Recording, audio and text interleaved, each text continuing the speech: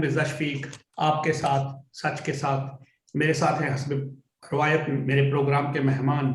سردار Shaukat Ali Kashmiri, chairman متحدہ Kashmir Peoples national party. محترم ناظرین سامعین، ہمارا پروگرام حسب روایت پاکستان کی سیاسی صورتحال، خطے کی سیاسی صورتحال، کشمیر کے معاملات اور اس پہ ہی ہوگا۔ لیکن اس سے پہلے ایک تو باتیں میں گوش و گزار کروں۔ وہ کہتے ہیں سیاست میں بدنام تو ویسے ہی ہوتے ہیں، سیاست دان ہی ہوتے ہیں سارے، دوسرے کہیں تو بدنام بڑے کم ہوتے ہیں، لیکن دستار والے جب کوئی جھوٹ بولنا شروع کر دیں تو پھر انہیں ہم اگر یہ بھی لقب دیں کہ یہ مذہب کے نام کے مذہب کے علم بردار ہیں تو پھر بڑا لوگ مذہب سے بھی بیزار ہونے لگ پڑتے ہیں، ہو رہے ہیں۔ کھیل ایسے ہی ہیں۔ طالبان نے کہا کہ ہم نے اپنی حلف وفاداری کی تقریب اس لیے ملتوی کرتے ہیں کہ پیسے کا ضیاع نہ ہو، وسائل جو ہے نا وہ بچ جائیں۔ حالانکہ اصل بات تو بیچ میں ہو رہا ہے کہ بہت سے لوگوں نے آنے سے انکار کر دیا، کسی نے وہ مطلب لوگ اتنا وہ کندھوں پہ جو ان کے اپنے خاص ہیں وہ بھی یہ بار اٹھانے کو تیار نہیں تھے کہ 11 ستمبر کو حلف وفاداری میں ہم شامل ہوں، تو انہوں نے پھر وہ منسوخ ہی کرنی تھی۔ سابق جو افغانستان کے نائب صدر تھے اور جو قانونی طور پہ آئینی طور پہ امر اللہ صالح کے ان کے جو بھائی تھے روح اللہ صالح، ان کو وادی پنشیر میں طالبان نے ان کو گرفتار کیا۔ گرفتار کرنے کے بعد ان کو دوران حراست ان کو قتل کر دیا اور ان کی جو باڈی ہے اس کو سڑک پہ پھینک دیا، اس کو تدفین نہیں کرنے دی، کہا کہ اس کو جل سڑنے دیں، یعنی بدبو جانے دیں۔ خیر یہ بھی ایک ہم جب 1200-1400 سال پہلے چلتے ہیں تو دیکھتے ہیں کہ لوگ جب اپنے مخالفین کو مارتے تھے تو وہ ویسے کرتے تھے۔ خیر لاہور میں آج پورے پاکستان میں کنٹونمنٹ بورڈ کے الیکشنز ہوئے ہیں اور لاہور میں جو الیکشن ہے وہ مکمل نون لیگ نے جیتا ہے، لیکن پی ٹی آئی کے کچھ بڑے نامور نام ہیں، انہوں نے نون لیگ کی ایک ایم پی اے اور ایک کینڈیڈیٹ پہ تشدد کیا ہے، اور عظمیٰ بخاری وغیرہ نے جا کے وہ ڈبے پکڑے ہیں جو وہ لے کے جا رہے تھے۔ تو 90% نون لیگ نے لاہور کے والٹن کنٹونمنٹ بورڈ میں الیکشن جیت لیا، اور 60% جو ہے وہ اس کی جیت ہوئی ہے لاہور کنٹونمنٹ بورڈ میں۔ تو آخری بات میں جو کرتا ہوں کہ مریم نواز صاحبہ کے ہاتھ میں کوئی گیدڑ سنگی جیسی چیز کسی آڈیو کی شکل میں آ گئی ہے، جس سے بہت سے احباب جو ہے وہ سامنے آئیں گے، اور میرا خیال ہے اس میں ارشد ملک صاحب سے بھی بڑا کوئی بندہ جو ہے نا وہ بھی منظر عام پہ آئے گا۔ اور تبدیلی سرکار کا ایک اور سنیں، برابر کے حقوق ہونے چاہیے۔ وزیر اعظم بزدار نے 1.5 کروڑ کے اشتہار دیے ایک دن کے لیے، تو کہا میری فوٹو عمران خان کے بالکل برابر لگانی چاہیے، وزیر اعلیٰ میں ہوں۔ اب چلتے ہیں شوکت علی کشمیری صاحب کے پاس۔ السلام علیکم جی وعلیکم السلام۔ 2 باتیں میں نے آپ کو بتائی، یہ ویسے ہی بڑی قابل افسوس اور مذمت بھی ہے ان کی۔ ایک تو وہ جو نائب صدر کے جو صدر بھائی تھے ان کو اس طرح حراست میں لے کے تھے، تو بین الاقوامی جو اتھارٹیز ہیں جو ان کی حمایت کریں، ان کو دیکھنا چاہیے کہ اگر اس طرح کے ظلم شروع ہو گئے ہیں تو پھر وہی کام ہوگا پہلے والا ہی۔ یہ بڑی مذمت ہے کہ ایک بندے کو ایسے آپ جنگی جرائم کا یہ نشانہ بنایا انہوں نے۔ ویسے تو نہیں، یہ بہت ہی قابل افسوس بات ہے کہ اس طرح ایک آدمی کو آپ گرفتار کریں اور پھر اس کی ایکسٹرا جوڈیشل کلنگ کر لیں۔ بہرحال یہ تو چونکہ ہونا ہی ہے، افغانستان میں انتقام کی کے نئے دور کا آغاز ہو گیا ہے، اور اس دور میں جو لوگ کسی بھلائی کی توقع کرتے ہیں یا کوئی لوگ یہ سمجھتے ہیں کہ اپنے مخالفین سے طالبان انتقام نہیں لیں گے تو وہ سخت غلط فہمی کا شکار ہیں۔ اور ہم تو کئی دنوں سے یہی کہہ رہے ہیں کہ افسوس تو ہمیں افغان عوام پہ ہوتا ہے کہ جن کی سیاہ رات جو ہے وہ بہت طویل ہو گئی ہے، اور پتہ نہیں اس کا انجام کیا ہوگا۔ حالانکہ جو پڑوسی ممالک تھے ان سب نے ہی طالبان کو یہ وارن کیا تھا، یہ تجویز دی تھی کہ آپ ایک نئے دور کا آغاز کریں اور انتقام کی سیاست کو ترک کر کے مخالفین کو کچلنے کی پالیسی نہ اختیار کریں، بلکہ تمام جو لسانی اکائیاں ہیں ان کو شریک اقتدار کریں تاکہ افغانستان کی تعمیر میں بین الاقوامی برادری حصہ لے سکے۔ روس نے بھی، چائنا نے بھی یہ کم از کم ان کو یہ کہا تھا کہ اگر آپ کا طرز عمل درست ہوا تو ہمیں آپ کی حکومت کو تسلیم کرنے میں کوئی آر نہیں ہوگی۔ ہم کسی پریشر میں نہیں ہیں، لیکن ہم نے آپ کا طرز عمل، آپ کا رویہ دیکھنا ہے کہ آپ اپنے ملک کی لسانی اکائیوں کے ساتھ کس طرح کا، مذہبی اقلیتوں کے ساتھ کس طرح کا سلوک کرتے ہیں۔ تو بہرحال یہ ایک قابل افسوس فعل ہے، اور آپ کو پتہ ہی ہے کہ اسلام آباد کے اندر بھی انہی ملکوں کی انٹیلیجنس ایجنسیز کا بھی ایک اجلاس ہوا، جس میں رشیا، چائنا، ایران اور پاکستان کے اور کئی ایک جو سنٹلیشن سٹیٹس ہیں ان کے بھی نمائندوں نے اس میں شرکت کی، اور اس میں بھی آلموسٹ افغانستان میں لوگوں کی زندگیوں کے بارے میں اور ایسی پالیسیاں اختیار کرنے کے لیے انہوں نے ایک حکمت عملی ترتیب دی تھی کہ طالبان کو پریشرائز کیا جائے کہ وہ ایسی کوئی پالیسی اختیار نہ کریں جس سے انتقام کی بو آتی ہو یا تنہا پرواز کا کوئی زون۔ تو میں تو یہی کہوں گا کہ افغانستان کے ان طالبان کو اپنے اس رویے کی ایک دفعہ پھر سزا بھگتنی پڑے گی، اور وہ ایسی سزا ہوگی کہ شاید وہ لوگ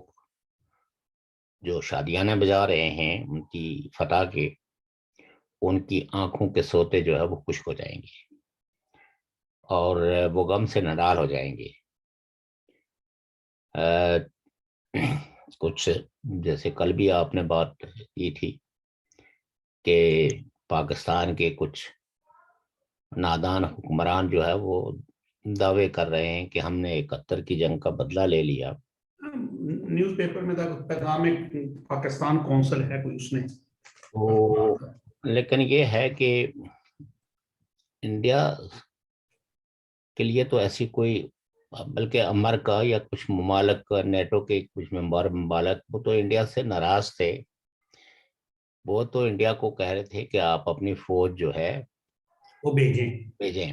لیکن انڈیا نے صاف انکار کر دیا تھا کہ ہماری جو پالیسی ہے وہ ملکوں کے اندر اپنی فوج، ہاں کسی جگہ یونائٹڈ نیشن اگر کوئی پیس کیپنگ آرمی تو وہ بھی ہم سخت کنسٹینٹ کے ساتھ جو ہے نا وہ اس میں حصہ لے سکتے ہیں۔ ویسے ایک بات عرض کروں آپ کو، جی اگر مستقبل میں کوئی ایسا مسئلہ بنا نا بھی جو بنے گا افغانستان میں، اور وہاں پہ یونائٹڈ نیشن کی فوج آئے گی، یہ نیٹو ویٹو بھی وہ چینجنگ ہوگی۔ بالکل، میں آپ کو بتاؤں کہ یہ طالبان سخت غلطی کر رہے ہیں، اور ان کے جو ناصحین ہیں یا جو ان کے جو ایڈوائزر ہیں وہ ان کو بہت ہی غلط مشورے دے رہے ہیں۔ اور آپ یہ دیکھیں کہ پورا ڈائسپورا افغان جو ہے وہ سراپا احتجاج ہے۔ کل بھی برطانیہ کے اندر بہت بڑا مظاہرہ ہوا ہے، اور ابھی 21 تاریخ کو یہاں جنیوا میں ہیومن رائٹس کونسل کے 48ویں اجلاس کے موقع پہ بھی ایک بڑے مظاہرے کا اہتمام اعلان کیا ہوا ہے انہوں نے، افغانی نے، اور کانفرنس بھی کر رہے ہیں، اس میں مجھے بھی مدعو کیا گیا ہے۔ جی جی، لیکن بات یہ ہے کہ یہ مظاہرے اپنی جگہ پہ، لیکن ورلڈ کمیونٹی کو اپنی آنکھیں کھولنی چاہیے اور اپنا کردار ادا کرنا چاہیے افغانستان کے لوگوں کے لیے، انسانیت کی بقا کے لیے اور انسانی حقوق کے تحفظ کے لیے۔ باقی جہاں تک آپ نے جو ہے وہ نون لیگ کی کامیابی کی بات کی ہے، تو یہ بڑی بات ہے کہ اس جبر کے دور میں اگر نون لیگ اپنا ووٹ بینک بچا کے کسی کامیابی کی سیڑھی پہ چڑھی ہے، تو یہ تو میں سمجھتا ہوں کہ 10 میں سے 10 سیٹیں تھیں، 9 پہ الیکشن، 9 پہ ہوا، 9 جیت گئے، ایک جو اس پہ الیکشن روکا ہوا ہے اس کا۔ تو کیونکہ آپ یہ دیکھیں کہ جو حکومت ہے الیکشن کمیشن کو دھمکیاں دے رہی ہے کہ ہم آپ کے دفاتر کو جلا دیں گے، वो یعنی تو جیسے یہ کوئی حکومت نہیں ہے، کوئی جنگل کا قانون ہے، کوئی جنگل کا راج ہے، اور کوئی مافیا ہیں جو اپنے مخالفین یا جو کوئی ان کے سامنے کسی قانون کی بات کرے گا تو ان کے دفاتر کو جلا دیا جائے گا اور ان کو زندہ دفن کر. اور یہ دھمکیاں کوئی ایسی نہیں ہے کہ کوئی کسی انڈیویڈ کو فون پہ دی گئی ہوں. یہ سارے پاکستانیوں نے دیکھا ہوگا، ساری دنیا نے دیکھا ہوگا کہ کس طرح چیف الیکشن کمیشن کو اور ان کے عملے کو جو ہے وہ دھمکایا. سینٹ میں، جی سینٹ میں قائمہ کمیٹی کے اور اجلاس. اس کے کیا اثرات مرتب ہوں گے مجھے تو کوئی اچھا نہیں لگ رہا، پی ٹی آئی کی حکومت کے لیے بھی اور پی ٹی آئی کے لیے بھی. اس لیے کہ ایک تو پہلے ہی ان کے کچھ کیسز ایسے چل رہے ہیں جس میں خاص کر کے فارن فنڈنگ کیس، اور اگر اس کیس کے فیصلے سے بچنے کے لیے انہوں نے یہ دھمکی امیز رویہ اختیار کیا ہوا ہے اور قانون کے آگے اپنے آپ کو سرنڈر نہیں کر رہے ہیں، تو یہ ان کے لیے بہت بھیانک ہوگا، کسی اور کے لیے نہیں، یہ انہی کے لیے بھیانک ہوگا. دیکھیے نواز شریف صاحب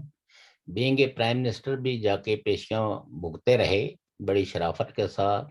آنر کے ساتھ، اور ایک اسٹیٹسمین کے طور پر انہوں نے کوئی ایروگنس نہیں دکھائی.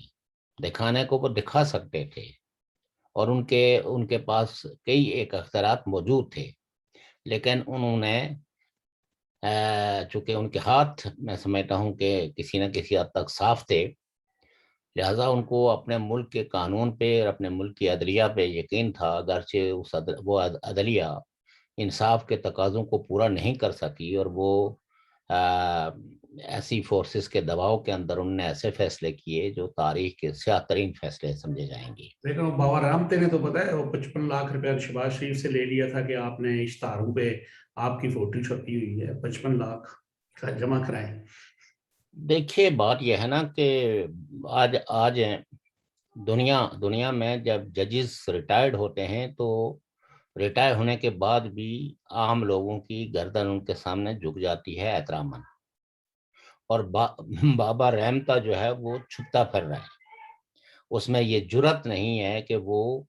کسی جگہ جو ہے وہ اپنی فزیکل اپیئرنس دے. لوگ اس شخص سے ہاتھ ملانا اپنی توہین سمجھتے ہیں. تو یہ میں سمجھتا ہوں کہ حاضر سروس جو ججز ہیں اس وقت سپریم کورٹ کے، ان کے لیے تو یہ ایک عبرت ہے کہ ایک ایسا جج جس نے ذاتی اغراض کے لیے، پیسوں کے لیے، مفاد کے لیے ایسے فیصلے سنائے کہ اس کی وجہ سے پوری جوڈیشری کی جو بدنامی ہوئی، اور اب جو کچھ یہ لوگ کرنے جا رہے ہیں تو اس سے تو میں سمجھتا ہوں کہ یہ عدالتیں اپنے فیصلوں سے ہی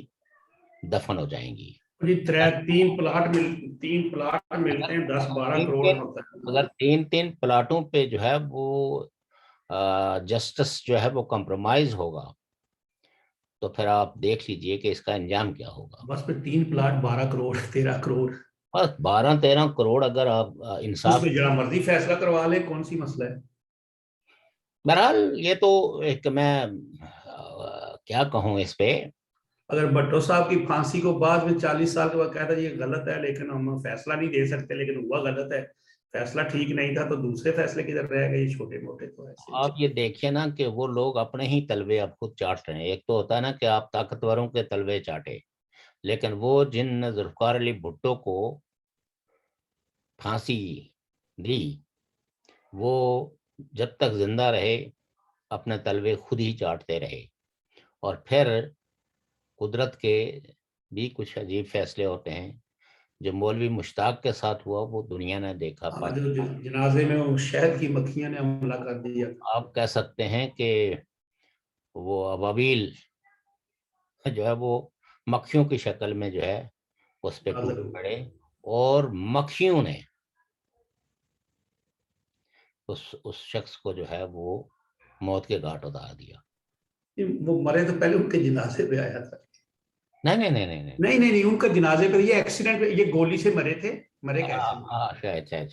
یہ چودھری ظہور اللہ کے ساتھ مرے تھے. تو یہ بعد میں ہوا یہ تھا کہ یہ ایک جنازہ جب پڑھانے لگے تو وہاں مکھیوں نے حملہ کر دیا. چلے یہ بھی شاید کی مکھی. وہ قرآن میں بار بار آتا ہے نا کہ عقل والوں کے لیے کھلی نشانیاں ہیں. یہ الگ سوال ہے کہ عقل والے جی اپنے لیکن سمجھے تب نا, ساتھ یہ بھی کہا کہ سمجھنے والے. وقت ایک ایسا استاد ہے جو سب کو سمجھا دیتا ہے. کہتے ہیں نا کہ وقت سب کو ننگا بھی کر دیتا ہے اور سب کو سبق بھی دے دیتا ہے. لہذا ڈرنا اس وقت سے چاہیے کہ اس قبل اس کے کہ وہ جب وقت بندہ آئے, اس شکنجے میں آ وقت سے جائے. پہلے اپنی تصحیح کرنی چاہیے اور اپنے اعمال کے اندر کچھ نیکیاں لکھوا لینے چاہیے, اور لوگوں کے ساتھ دوسروں کے ساتھ بھلائی کا رویہ اختیار کرنا چاہیے. تو ایک بات اور ہے کہ نون لیگ چلو الیکشن تو جیت گئی, پیپلز پارٹی تو ابھی بھی ایسے ہی, وہ بلاول صاحب تو پتہ نہیں کیا ان کو ہوا ہے, وہ تو ڈائریکٹ ادھر ہی میزائل پھینک رہے ہیں کہ جی وہ نون لیگ پہ. ایک مریم نواز صاحبہ جو کرنے جا, وہ امجد پرویز صاحب جو ملک تھے نا ان کے, وہ جو وکیل, انہوں نے ہمیں بار لی ہے کہ میں یہ کیس میں لوں گا, پھر یہ بھی لوں گا کیوں کیس میں بڑے. دیکھیے ملک پرویز صاحب تو ان کے بڑے مطلب یہ ہے کہ دیرینہ تعلقات ہیں نون لیگ اور خاص کر کے شریف فیملی کے ساتھ ہیں. وہ تو بلا وجہ تو انکار نہیں کر سکتے. وہ ایک اچھے وکیل ہیں. میں نے تو یہ پہلے سنا تھا کہ ان کی صحت کچھ ٹھیک نہیں. وہ اصل مسئلہ سنا یہ بھی ہے کہ وہ مقدمہ جو ہے نا وہ بڑا کھڑاک والا ہے, تو بہت زیادہ دھیمے لہجے کے وہاں پہ عدالت میں یہ بھی ہوتا ہے کہ وکیل اگر ڈاڈا آگے سے کڑوا کر کے خراب ہی نہ ہو جائے. نون لیگ کے پاس بہت اچھے جو کانسٹیٹیوشنل جو ایکسپرٹ ہیں, جی اس میں تو کوئی دو رائے نہیں ہے. ہاں وہ لوگ جو ہے وہ بڑ کرنے والے نہیں ہیں, وہ خود بھی سیلف ریسپیکٹڈ ہیں اور دوسروں کی بھی ریسپیکٹ جی کرنا جانتے ہیں. اور عدالت میں یعنی باوجود اس کے کہ ججز کے بعض رویے اور اظہارات جو ہے وہ بڑے میں سمجھتا ہوں کہ یعنی ایک وہ ججز کی شایان شان نہیں ہوتے تھے, لیکن اس میں بھی جو نواز شریف صاحب کے وکلا تھے انہوں نے بڑی شرافت, بڑے تحمل اور پیشنٹ کے ساتھ اپنے آرگومنٹ کیے. اور میں سمجھتا ہوں کہ ججز اپنی جگہ بہرحال اپنے رویوں پہ شرمندہ تو ضرور ہوں گے, یہ تو ہو نہیں سکتا کہ ان کو شرمندگی نہ ہو رہی ہو. اور آج پاکستان جو بھی بھگتان بھگت رہا ہے اس میں سمجھتا ہوں کہ آج فور فرنٹ پہ اس کی ذمہ دار جو ہے وہ جوڈیشری ہے. باقی تو پاکستانی اسٹیبلشمنٹ تو وہ تو 70 سالوں سے یہی کچھ کر رہے, بلکہ 75 سالوں سے یہی کچھ کر رہی ہے. اور اس ملک کی اگر کوئی کل پرز صحیح نہیں ہے تو اس میں پاکستانی اسٹیبلشمنٹ ذمہ دار ہے. پولیٹیکل پارٹیز کو میں اس حد تک ذمہ دار سمجھتا ہوں کہ انہوں نے بہت زیادہ کمپرومائزز کیے اقتدار کے لیے, اپنے طبقاتی مفادات کے لیے. اگر یہ پولیٹیکل پارٹیاں اصولوں پہ کھڑی ہو جاتی اور یہ ایک صحیح شفاف الیکشنز اور خطے کے رہیں پرامن ماحول قائم کرنے کے سٹینڈ پہ جو ہے وہ خود بھی سٹینڈ لیتی اور پاکستان کے عوام کو بھی ایجوکیٹ کرتی, تو میرے خیال میں یہ دن ان پولیٹیکل پارٹیز پہ نہیں آنے تھے جو آج آئے ہوئے ہیں. آپ نے پیپلز پارٹی کا ذکر کیا, تو میرے خیال میں یہ بھی تاریخ کا جبر ہے کہ پیپلز پارٹی نے جو لبادے اوڑھ رکھے تھے, اور کئی ایک لوگ پیپلز پارٹی کو ایک سیکولر اور ایک جمہوری پارٹی اور اس پارٹی کو سب سے زیادہ قربانیاں دینے والی پارٹی سمجھتی تھی. بعض دفعہ قربانیاں دی نہیں جاتی بلکہ قربانیاں لے لی جاتی ہیں. لینے میں اور دینے میں بڑا فرق ہوتا ہے, اور بدقسمتی سے میں یہ کہوں گا کہ پیپلز پارٹی سے قربانیاں لی گئی ہیں, انہوں نے دی نہیں ہیں. جس دن وہ قربانیاں دیں گے کسی بڑے مقصد کے لیے تو اس دن پاکستان میں آپ تبدیلیوں کو دیکھیں گے. پہلا موقع آیا تھا ایک پارٹی کو جس کے گھر پہ بیٹھ کے چارٹر آف ڈیموکریسی سائن ہوا, محترمہ بینظیر بھٹو صاحبہ اور نواز شریف صاحب نے اور کچھ پولیٹیکل پارٹیز نے لنڈن میں بیٹھ کے ایک چارٹر آف ڈیموکریسی سائن کیا تھا. لیکن اس کے بعد آپ یہ کہہ سکتے ہیں کہ زرداری ہاؤس میں بیٹھ کے جو کوئی 25-26 نکات لکھے گئے اور اس کے بعد کوئی 3-4 جلسے بھی یونائٹیڈلی ہوئے، اور اس کے بعد نواز شریف صاحب کی جو تقاریر کی جو تکلیف تھی اسٹیبلشمنٹ کو، تو پیٹ پھٹا جا کے جو ہے وہ اپنے یہ پی ڈی ایم کی بات کر رہے ہیں آپ، پی ڈی ایم والے معاملے تو پیٹ میں تکلیف تو اسٹیبلشمنٹ کی تھی، لیکن مروڑ اتنا تیزی سے بلاول بھٹو کے پیٹ میں پڑا کہ انہوں نے جب وہ الیکشن کمپین پہ تھے اور جس وقت عمومی تبصرے یہ تھے کہ پیپلز پارٹی کو اسٹیبلشمنٹ کو اسپیس دینے کی جس کے لیے تیار ہے، اور شاید اس کی ابتدا جو ہے وہ گلگت بلتستان کے الیکشن میں ہو. الیکشن میں تو نہیں ہوئی، لیکن بلاول بھٹو صاحب نے اتنی جلدی کی کہ کہیں ایسا نہ ہو کہ کوئی دراڑ پڑ جائے اور ہماری وفاداری پہ کوئی کسی قسم کا کوئی شک و شبہ کیا جائے، تو انہوں نے جناب نواز شریف صاحب کی تقاریر پہ ایک طرح کا احتجاج کیا. اور اس کے بعد اسی وقت کئی لوگوں نے یہ کہہ دیا تھا کہ یہ پی ڈی ایم چلنے والی نہیں ہے، کیونکہ پیپلز پارٹی کے ڈانڈے جو ہے وہ اسٹیبلشمنٹ سے مل چکے ہیں. وہ اپنی سندھ کی حکومت بچانے کے لیے کسی بھی حد تک جا سکتے ہیں. وہ کسی جمہوری قدر یا کسی آدرش کے لیے کوئی ایسی قربانی نہیں دے گی، خاص کر کے حکومت کی قربانی، کیونکہ ان کے سٹیک بہت زیادہ ہیں. میں سمجھتا ہوں کہ پی ڈی ایم کی پارٹیوں نے بھی پیپلز پارٹی کے کردار کا غلط اندازہ لگایا تھا، اور وہ اس سے وہ مطالبہ کر رہے تھے جو پیپلز پارٹی بالکل ہی نہیں جو ہے نا وہ کر سکتی تھی. اور دوسری بات پیپلز پارٹی کی کیوں، نون لیگ نے بھی، جب مولانا صاحب نے پہلے یہ تاریخیں دیتے رہے، پھر جب ایک جوائنٹ تاریخ دی گئی لانگ مارچ کی، تو اس میں نون لیگ نے بھی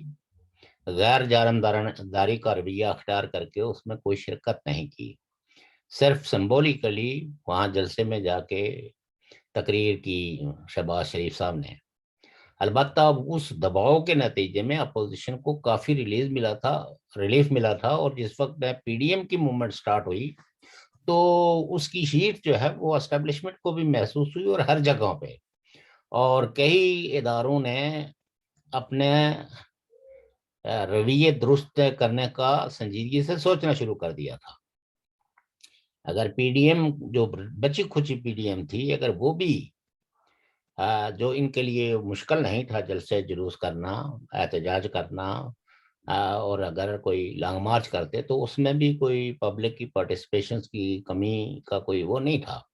بلکہ یہ وہ کمپرومائز تھے جو اسٹیبلشمنٹ ان کو مختلف ادوار کے اندر جو ہے نا وہ لولی پاپ دیتی رہتی تھی کہ انتظار کریں، یہ کریں، وہ کریں، آپ کو نیکسٹ آپ حکمران ہوں گے. تو وہ سبھی کو دی ہوئی تھی،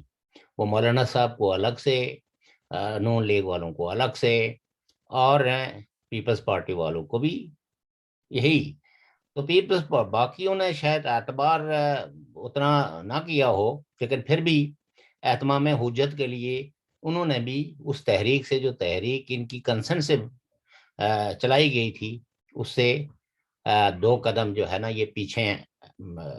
یہ ہٹے، اور الٹیمیٹلی مولانا صاحب کو انہوں نے تنہا چھوڑ دیا. پھر ایک تجربہ ناکام ہونے کے بعد پھر دوسرا تجربہ انہوں نے پی ڈی ایم کی شکل میں کیا. اس میں پیپلز پارٹی اور اے این پی نے اس سے جس طرح علیحدہ ہوئے اور جس طرح کی تلخیاں پیدا کر کے، اور پھر بلاول بھٹو صاحب جو مسلسل بجائے اس کے کہ وہ وقت کے حکموں کو چیلنج کریں، طاقتوروں کو چیلنج کریں، جنہوں نے ان کے لیڈروں کو بھی بغیر کسی ٹرائل کے جیلوں کے اندر جو ہے، خورشید شاہ صاحب کو اب 2 سال ہونے کو ہیں، جیل میں بند ہیں، لیکن بلاول بھٹو صاحب اپنی کھیل میں موج مستیاں کر رہے ہیں، اور جوڑ توڑ ان لوگوں کے ساتھ جو اسٹیبلشمنٹ کے پکے ٹھکے جو ہے وہ بندے ہیں، ان کو جس دن اشارہ مل جائے گا کہ آپ نون لیگ میں شامل ہو جائیں تو وہ نون لیگ میں شامل ہو جائیں گے، جس دن ان کو اشارہ ملا پیپلز پارٹی میں شامل ہو جائیں وہ پیپلز پارٹی میں شامل ہو جائیں گے، حتیٰ کہ ان کو جس دن اشارہ ہوا کہ آپ جمعیت العلماء اسلام میں، تو ان کو جمعیت العلماء اسلام میں بھی شاملیت سے کوئی آر نہیں ہوگی۔ یہ الگ بات ہے کہ شاید جمعیت العلماء اسلام ان کو نہ لے۔ تو یہ جو کھیل تماشا ہے یہ جاری رہے گا اس وقت تک جب تک کہ اپوزیشن پارٹیاں ایک ایسا متفقہ متحرک لائے عمل تیار نہیں کرتی اور پھر عمل میں نہیں آتی، اس وقت تک یہاں کی صورتحال بدلنے والی نہیں ہے۔ اب آپ یہ دیکھیے نا کہ اس سے بڑی اپوزیشن کی آنکھیں تو کھل جانی چاہیے کہ پی ٹی آئی کی حکومت جو ہے وہ ایک آئینی ادارے کو جلا دینے کی دھمکی دے رہی ہے، اور پھر اس آئینی ادارے نے جس وقت سرنڈر نہیں کیا تو ان پر الزامات کی بوچھاڑ کر دی۔ یہ کسی بھی سنجیدہ ملک میں اس طرح نہیں ہوتا۔ پڑوس میں انڈیا ہے، اسی سے کچھ سیکھ لیتے، لیکن یہ تو انہوں نے قسم کھائی ہوئی ہے نا کہ ہم نے پڑوسیوں سے کچھ نہیں سیکھنا، اور خاص کر کے انڈیا سے تو چاہے کتنی بڑا ان کا فائدہ ہو، اس کے تجربوں سے تو کوئی استفادہ حاصل کرنا ہی نہیں ہے۔ تو یہ اپنے ہی بغض اور اپنے ہی سب کی میں جل رہے ہیں، جس سے دوسروں کو تو کوئی نقصان ہوتا نہیں ہے، لیکن یہ اپنی ہی سوسائٹی کو جلا رہے ہیں۔ کل وہ صحافیوں کا ایک دھرنا ہے نا، اس میں جو ہے نا human rights commission of Pakistan, اس نے بھی شرکت کا حمایت کا اعلان کیا ہے۔ اس کے لوگ آئیں گے، اس کے بعد میں اپوزیشن کو بھی کرنا چاہیے۔ اور ایک دوسری بات جو میں آپ سے شیئر کرنا پوچھنا چاہتا ہوں کہ یہ جو 8 ممالک کی آج وہ ہوئی ہے کانفرنس، وہاں پہ وہ اسلام آباد میں جو تھی، جس میں انٹیلیجنس وہ تھی، ایجنٹس چیفز جمع تھے، اس میں پاکستان، چین، روس، ایران، قازقستان، ترکمنستان، ازبکستان اور تاجکستان کی انٹیلیجنس کے لوگ تھے۔ تو انہیں جو بھی لائے عمل کیا ہوگا، یا وہ جس طرح بھی طالبان تو کہتے ہیں ہم معافی اور شرعی قانون ہو جائیں گے، معافی کر دیں گے، ہم کسی پہ انتقام لیں گے، وہ تو خیر پتہ نظر آ رہا ہے۔ لیکن اس میں جو آپ نے ایک بات دیکھیں کہ یہ تو وہ لوگ ہیں جو سائڈوں پہ ہیں، یہ ممالک یعنی پڑوسی ممالک ہے نا، پڑوسی ممالک ہیں، جو سینٹرل ایشین سٹیٹس ہیں، جو پڑوسی ممالک ہیں، لیکن ان میں وہ جو طالبان کو کنٹرول کرتے رہے ہیں یا مالی طور پہ، یا ان کو جو ان کے ماسٹر تھے، ان میں سے کوئی بھی نہیں ہے۔ مثلا سعودی عرب والے، ان کے بہت بڑے خیر پہلے پیسے سارے ان کے اندر تھے، وہ سارے ان میں کسی میں آپ کو ایک بات بتاؤں، قطر والے نہیں ہیں، دیکھیں قطر والے ہوں، سعودیہ والے ہوں، یا ترکی ہے، اپنے گلف اسٹیٹ، اپنے متحدہ عرب امارات، دبئی، یہ اس وقت تک کوئی رول پلے نہیں کریں گے جب تک کہ امریکہ اور یورپ ان کو نہیں کہے گا۔ یہ خود سے کوئی ایڈونچر نہیں کریں گے، کیونکہ یہ اچھی طرح، یہ ملک اچھی طرح جانتے ہیں کہ طالبان کے ساتھ امریکہ کے کیا مذاکرات ہوئے ہیں، کیا ایجنڈا طے ہوا ہے، تو لہٰذا یہ کسی دوڑ میں نہیں شریک ہوں گے۔ البتہ پڑوسیوں نے یہ تہیہ کیا ہوا تھا کہ ہم نے امریکہ کے قدم یہاں جمانے نہیں دینا ہے،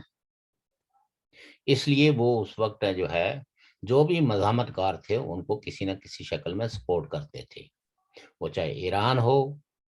وہ چاہے چائنا ہو، چاہے وہ پاکستان ہو، چاہے وہ اڑوس پڑوس کی دیگر ریاستیں ہوں، یعنی رشیا خاص کر کے، چونکہ وہ ریاستیں خود اپنے دفاع کے لیے تو شاید ہر ملک کچھ نہ کچھ کرتا ہے، لیکن ان کی ہمانگی جو ہے وہ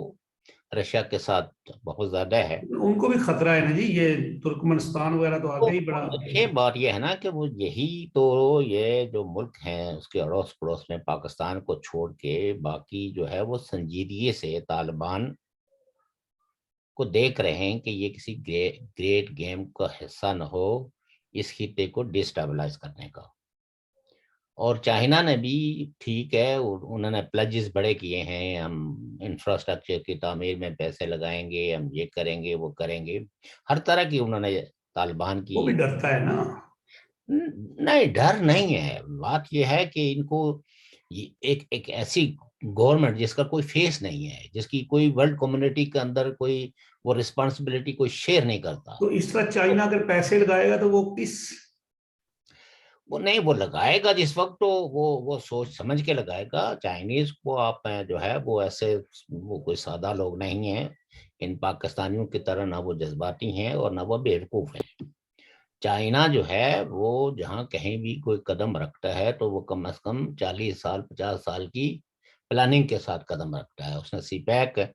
अगर मंसूबा शुरू किया है तो उस मंसूबे की चाहे जितने भी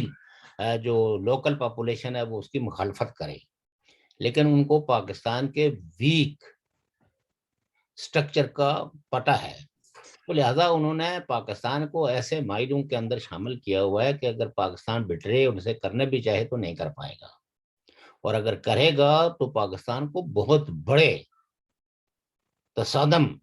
से गुजरना पड़ेगा। नहीं वो डिले तो नहीं करेगा, अभी क्या क्या करना है उसने, वो मायदे लिहाजा हुए हुए इंटरनेशनल किस्म। चाइना, और एक बात जो जो समझनी चाहिए चाइना को, कि देखें चाइना का अपना क्लेम जो है वो ताइवान पे है,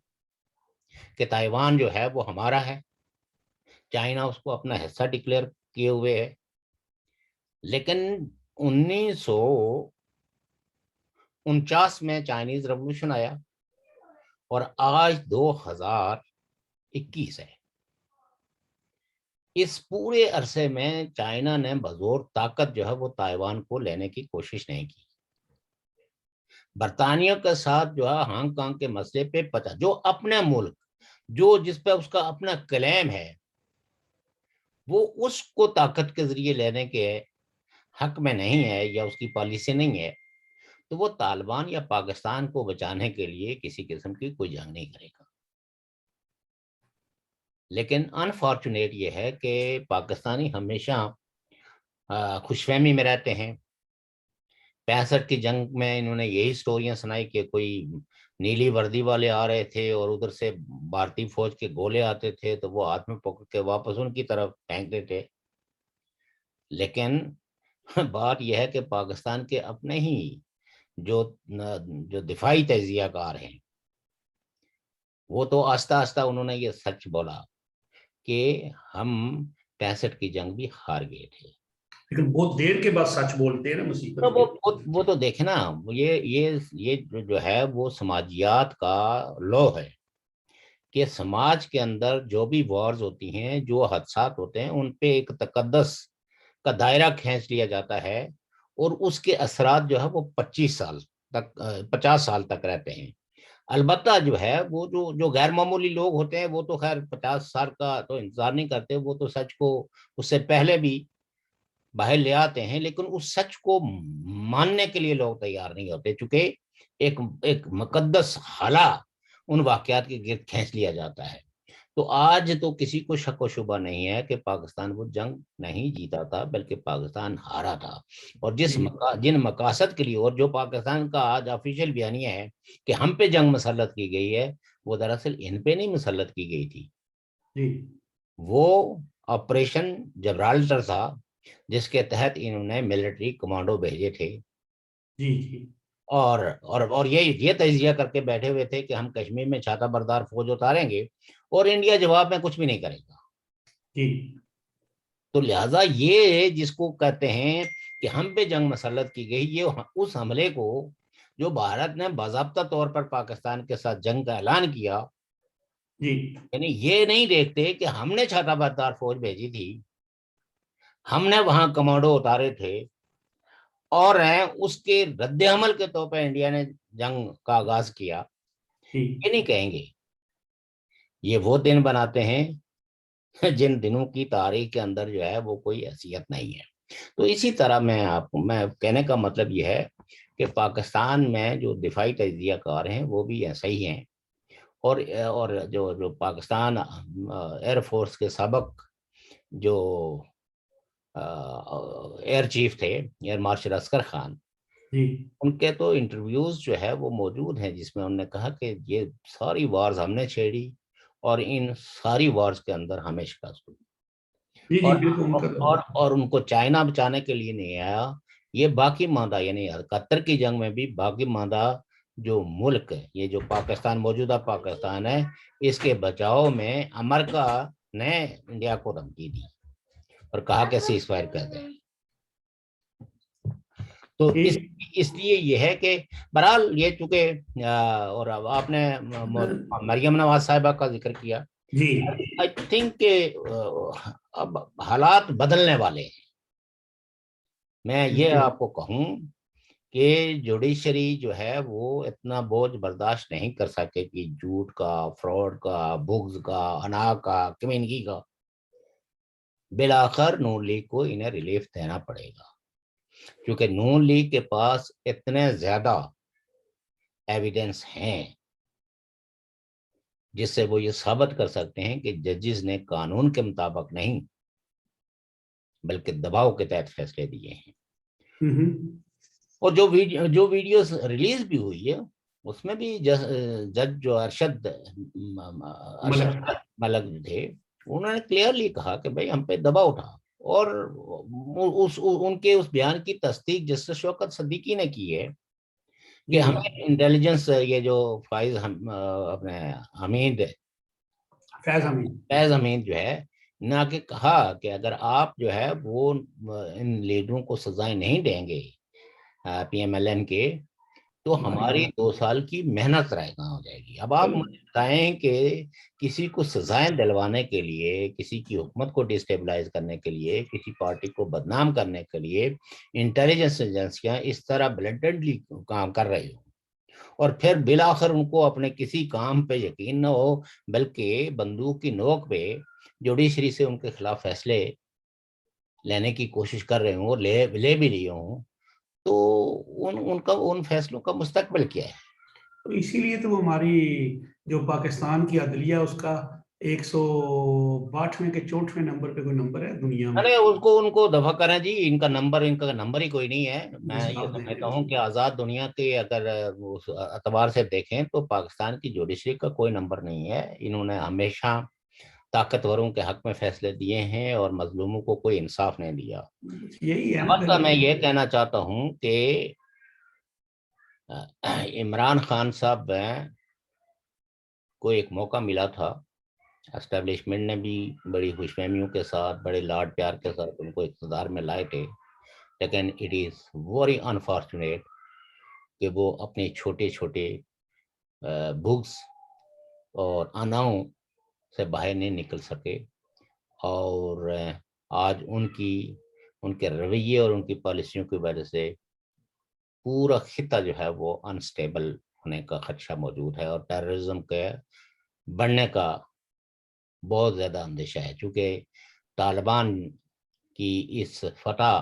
کے نتیجے میں خطے کی جو ریڈیکل فورسز تھی جو ایک دباؤ محسوس کرتی تھی ان کو پھر ایک طرح کی انسپریشن مل گئی ہے، اور جب ان کو گلوریفائی کرنے والے لوگ جو ہے وہ موجود ہوں تو پھر یقیناً، اور آپ کو کہ ہمارے ادھر یہ جو راولا کوٹ سے پیچھے دیر کو اپنے